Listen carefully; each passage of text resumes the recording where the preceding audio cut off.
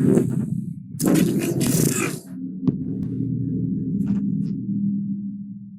एक लाइन नहीं है, सारी दुनिया से जीत के मैं आया हूं इधर। गाना आता है ना आपको? हाँ, बस वही लाइन है। सो मेरा नाम राघव है, आरजे राघव से आप मुझे जानते हैं, और 12-13 साल रेडियो का experience. And I am sure आपको थोड़ा डाउट हो रहा होगा, रुको थोड़ा डाउट क्लियर करते हैं। Hi, my name is Raghav and आप सुन रहे हैं रेडियो सिटी। Good morning. अभी तो डाउट नहीं है ना, अभी क्लियर हो गया कि मैं राघव ही हूं, आरजे ही हूं मैं। ये बहुत जरूरी होता है यार, क्योंकि डाउट बहुत होते हैं ना, सबूत चाहिए होता है। मेरे 4 दोस्तों ने वैक्सीन लगवाई, एक ने बस स्टेटस नहीं लगाया था, आज तक कहते हैं कि नहीं बेटे बनाओ नहीं हमसे ना खेलो पर खैर यही होता है। I came from a city name Kanpur. Kanpur जानते हैं? भौकाल शहर है भाई, रंगबाज शहर। भाई तो आपने इंडिया वर्सेस न्यूजीलैंड अभी जो टेस्ट मैच चल रहा है कानपुर के ग्रीन पार्क स्टेडियम में देखा ना? वो एक वीडियो वायरल हुआ, वो ऐसे बैठा है, आओ गुरु कहाँ चल रहा है यार, देखो ऐसा है मैच देखने आए हैं, डिस्टर्ब नहीं करो, आप जितवा के ही जाएंगे। He was so confident, India अच्छा खेली भी। ऐसा होता है ना? हाँ मैं वहीं से हूं, बट गलत बात है, वो मीठी सुपारी खा रहा था, वो मसाला नहीं खा रहा। नहीं सच में, बस कैमरे वाले ने वो नहीं दिखाया। सिटी से याद आया, बता दूं आपको, मैं रेडियो सिटी के लिए काम करता हूं। रेडियो सिटी पर कानपुर में मैं मॉर्निंग शो होस्ट करता हूं सुबह 7 से 11, and they told me to motivate you, and मुझे यहां खुद सुबह उठने के लिए मोटिवेशन चाहिए। आई एम टेलिंग यू, सुबह 7 बजे नहीं जब उन्होंने मुझे कहा कि तुम्हें मॉर्निंग शो करना है, आई वाज लाइक नो, मैं 11 बजे उठता हूं भाई मैं नहीं हूं। एंड दे वर लाइक नहीं तुम कर लोगे। मैं बोला मेरे बारे में मेरे से ज्यादा आप कैसे जान सकते हो मैं बता रहा हूं ना नहीं होगा। एंड दे वर लाइक नहीं, you have to do it. My God, मजबूरी से बढ़िया मोटिवेशन है ही नहीं, सच में नहीं। देख लो मुझे, मजबूरी है ना नौकरी और सुबह सुबह उठ के मैं तो अब तो मैं चिल्ला भी लेता हूं, अब तो मैं एंजॉय भी करता हूं। सो बस वहीं से मोटिवेशन शुरू हो गया। सो रेडियो में आए कैसे, सवाल तो वही है। मैं तो कंप्यूटर वाली दुनिया में था यार, मैं बीसीए कर रहा था, सेकंड सेमेस्टर में था मैं। मतलब अगर सब कुछ ठीक रहता ना तो नोएडा में एक फ्लैट और शादी हो चुकी होती, और मैं कंप्यूटर पे बैठ के पूरी दुनिया हिला रहा होता लिटरली। लेकिन वो मंजूर नहीं था, तो हमारे साथ ऐसा हुआ कि सेकंड सेमेस्टर में बैक लग गई। हम यूनिवर्सिटी के ग्राउंड में ऐसे बैठे थे, 4-5 दोस्त ऐसे पड़े हुए थे, घर जा नहीं सकते थे क्योंकि जूते बहुत पड़ते गुरु मैथ में बैक आना मतलब, कंप्यूटर के किसी सब्जेक्ट में आ जाती तो भी ठीक था कि चलो हाँ ठीक है ओके, मैथ में बैक तो इतने में एक दोस्त आया और बोला कि यार वो एक रेडियो स्टेशन है जहां पे ना ऑडिशंस चल रहे हैं। तो आई वाज लाइक हैं, तो क्या करना है? बोले चलो चलते हैं देखते हैं। तो हम जैसे बकैती ग्राउंड में कर रहे थे, वही जाके हमने वहां कर दी। थोड़ी देर के बाद दे वर लाइक कि तुम मुंबई आ रहे हो थोड़ी देर के बाद दे वर लाइक कि तुम ये बातें हमारे लिए करो, हम तुमको पैसे देंगे। एंड आई वाज लाइक हैं क्या क्या? बोले हाँ तुम ऐसी बकैती करते रहो, बातें करते रहो डेली और हम आपको पैसे देंगे। लाइक पहले तो मुझे ये जानना है, और अभी भी मैं कह रहा हूं, मुझे ये सच में जानना है, पैसे कमाने के और कितने तरीके होते हैं, कोई डिटेल में सही से बताओ ताकि हम करियर आराम से चूज कर पाए, क्योंकि पता ही नहीं है बहुत से तरीके, तो है ना। अभी तो ये भी नहीं पता था यार कि हाँ कोई खाना खाने जाएगा दूसरे का, बैठेगा 4 बातें करेगा, वीडियो बनाएगा और पैसे भी लेगा, food bloggers so amazing man, seriously तो ये तरीके पता चलने चाहिए, है ना। एंड द सेकेंड पॉइंट जो मेरे मन में था वो था कि मेरा रिजल्ट आया है, मेरी मैथ में बैक लगी है और ये मुझे प्लेसमेंट दे रहे हैं। And I was like, wow, man, this is something very nice. So मेरे फादर पहुंचे।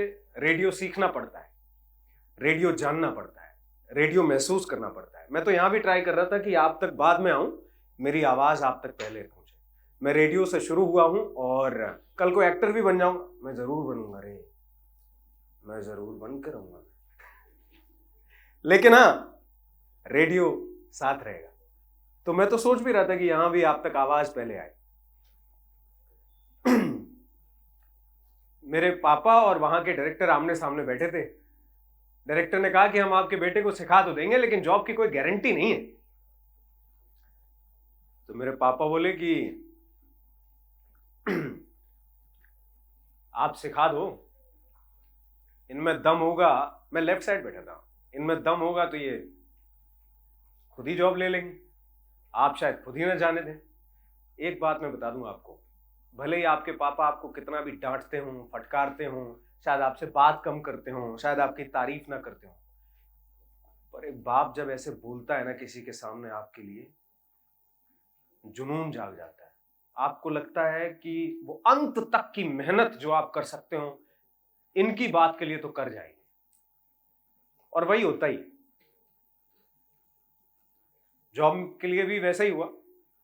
45 दिन से पहले ही काम हो गया था अपना। लेकिन वही बाप जब अचानक से लाइफ से मिस हो जाए, आपको समझ में नहीं आया कि पापा गए कहां, हुआ क्या है। हमारे साथ वो हुआ, और मैं सीरियसली ये दुआ करता हूं कि किसी की भी फैमिली के साथ ऐसा ना हो।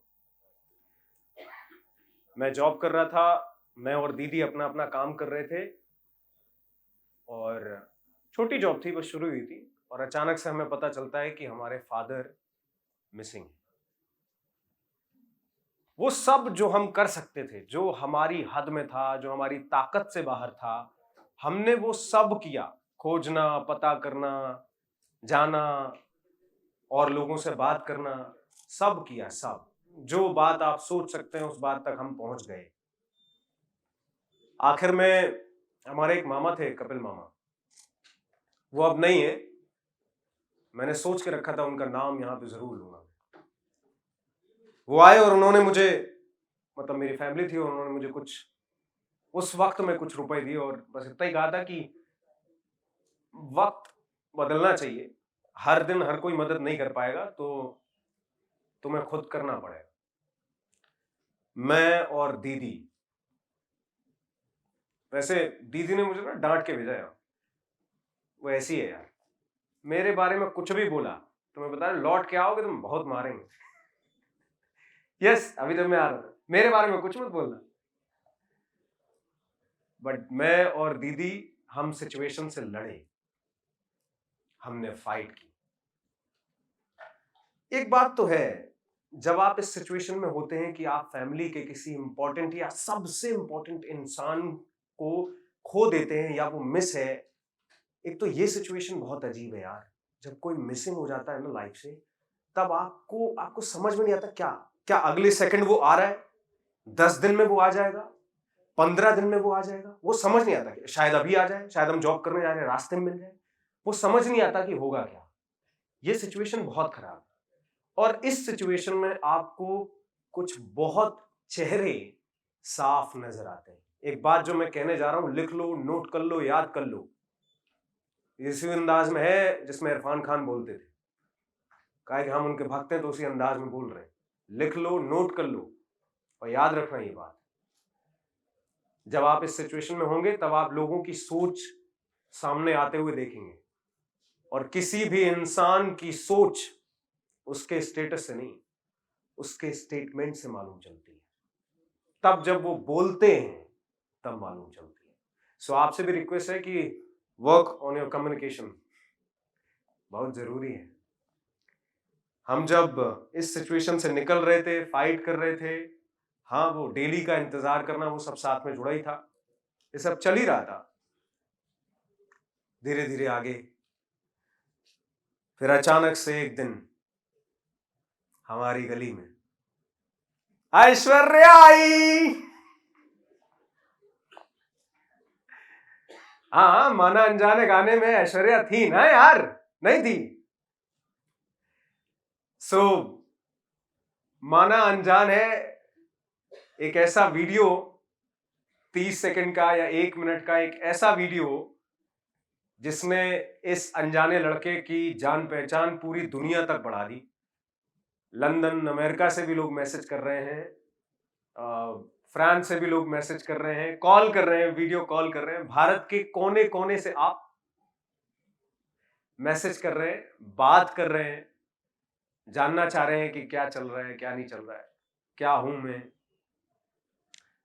मतलब अभी 2-4 दिन पहले जब मैं मॉल में था तो एक बंदा आया एंड इट वाज लाइक, जब उसने मुझे देखा तो वो एक अलग शोरूम का बंदा था, वो आया, उसने मुझे देखा, oh RJ Raghav, and he was like कि यार आपको पता है भाई, आपकी वजह से ना मेरा ब्रेकअप होते होते बच गया भाई, आपके वीडियोस की वजह से, सच्ची बता रहा मैं, और अब तो मेरी शादी भी होने जा रही है। And I was like so sorry भाई। मैंने ये नहीं किया। No. And he was like नहीं नहीं भाई, आप और वीडियो डालो ना, और वीडियो डालो ना। मैं और आयुषी, हम लोग अजी सुनते हो रेडियो सिटी पर, आपको रेडियो सिटी इंस्टाग्राम पर आपको इसके खूब सारे वीडियोस मिल जाएंगे, मेरे इंस्टाग्राम पर भी मिल जाएंगे, वो आपको देख सकते हैं आप। हम हस्बैंड वाइफ के बीच का जो केमिस्ट्री है उसको जोक के तौर पे पेश करते हैं, तो वो भी आपको मिल जाएगी। सो वो सब चल रहा था, लोग बहुत प्यार कर रहे थे, अभी भी कर रहे हैं। अभी आपकी हंसी बता रही है, आपका एक्साइटमेंट बता रहा है कि मोहब्बत जिंदा है। वैसे एक और बात है, क्योंकि ये सब जब हुआ, एक के बाद एक वीडियो, एक के बाद एक वीडियो, मेरे लिए ये सब कुछ नया था। मैं तो जानता भी नहीं था कि अच्छा ओके, इसके बाद मुझे करना क्या है, किसको कांटेक्ट करना है, इतने सारे लोगों को रिप्लाई कैसे करना है। सबसे बड़ी चीज जो होती है वायरल होने के बाद, क्योंकि जो इंसान वायरल हुआ, पहले से आदमी तैयार थोड़ी होता वायरल। हाँ मैं तैयार हूं, वायरल होते ही देखना मैं क्या करूंगा।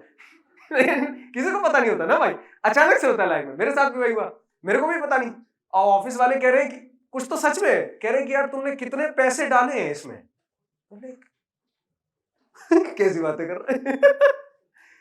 फिर मैंने तब ये लाइन बोली थी, मैं बोलना चाहूंगा कि किसी की मोहब्बत पाने के लिए आप कितने भी पैसे खर्च कर दो, नहीं मिलेगी।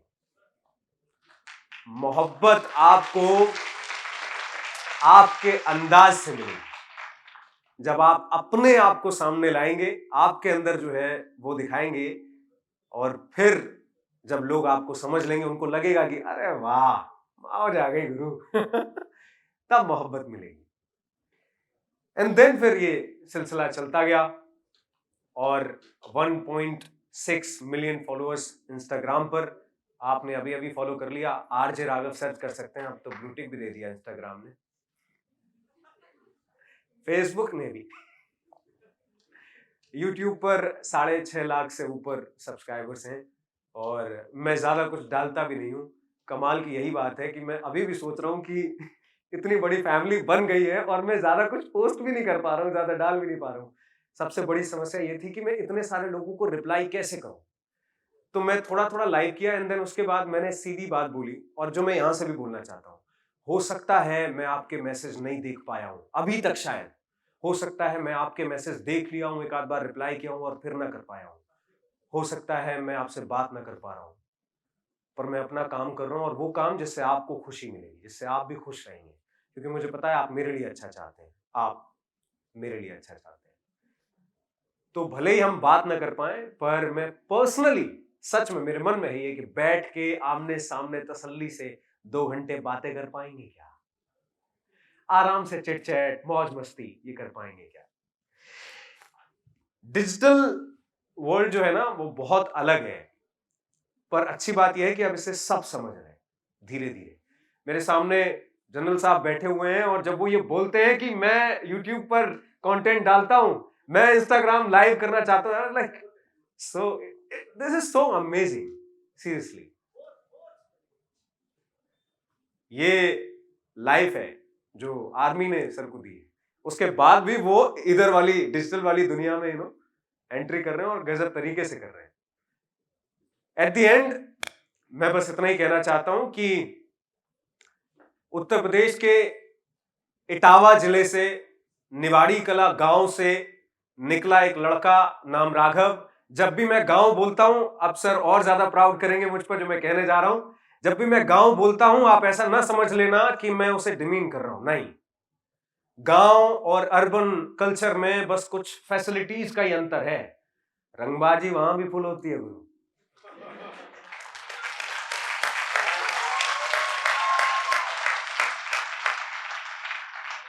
और एक बार जोरदार और तालियां चाहिए, लेकिन बात से पहले रंगबाजी इतनी ताकतवर है, मतलब इतना ताकतवर माहौल होता है। अगर आपको गांव की ताकत, गांव का दम देखना है तो इंडिया के बॉर्डर्स पर खड़े जवानों को देख लो एक बार गौर से।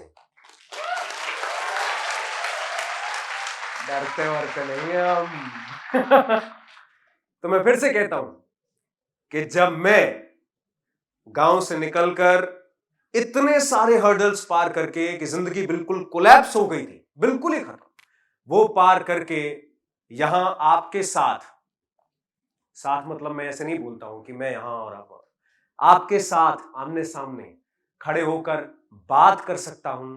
आप मुझसे बात करना चाहते हैं, प्यार करते हैं, आप मुझे मोहब्बत देते हैं, मैं यहां पहुंच सकता हूं, तो आप तो माशाल्लाह पता नहीं क्या क्या कर सकते हैं, मतलब कितना कुछ कर सकते हैं आप। आपके अंदर जो है वो आप ही जान सकते हैं, कोई और बता भी नहीं सकता। तो आपको अपने आप को थोड़ा देखना होगा। एक और चीज जो बस मैं एंड करने जा रहा हूं और इतना ही कहना चाहूंगा कि जब मैंने रेडियो शुरू किया था तब मेरे से भी ये सवाल हुए थे, रिश्तेदारों ने किए थे। हाँ, वो करते हैं सवाल कि रेडियो तो ठीक है, बाकी आगे क्या। And I am very sure कि ये सवाल आपसे भी हुआ होगा, यूट्यूबर से, कंटेंट क्रिएटर से, योगेश से, वन डिजिटल से आता है लड़का, इसका अलग ही काम है, इससे भी हुआ, ये क्या है, तुम डॉक्टर बन जाते ज्यादा अच्छा रहता भाई। पर ये सवाल आते रहेंगे। जब भी कोई नई चीज आती है ना, दो मौके लाती है, एक सवाल करने का और एक बवाल करने का। अब ये आप पर है कि आप सवाल की लाइन में खड़े होना चाहते हैं या बवाल करना चाहते हैं, क्योंकि मैं तो बवाल की तरफ हूं। मचाओ, किसने रोका है।